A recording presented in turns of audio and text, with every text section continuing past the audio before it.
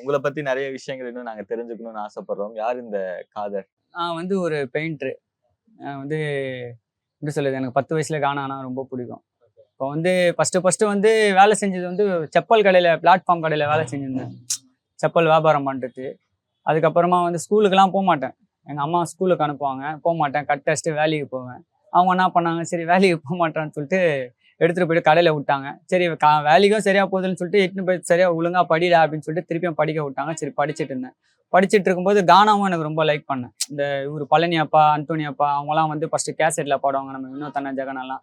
அவங்க பாட்டுலாம் கேட்டு எனக்கு ரொம்ப பிடிக்க ஆரம்பிச்சது கானா. நானும் பாடினே இருப்பேன். அவங்க போட்டு போட்டு போட்டு போட்டு கேட்டு அப்பலாம் கேசெட் தானே. இப்பதான் அந்த யூடியூப்ல எல்லாமே அப்லோட் பண்றாங்க. அதெல்லாம் டிஃப்ரெண்டா பண்றாங்க. அப்பலாம் கேசெட் அந்த டிவிடில போட்டு பாட்டு கேட்டுன்னு உட்காந்து என்ஜாய்மெண்ட் பண்ணி இருப்போம். ஓகே. அதுக்கப்புறமா எங்க அம்மா இறந்துட்டாங்க. அதோட ஸ்கூலுக்கு போறத விட்டு வேலைக்கு போக ஆரம்பிச்சேன்.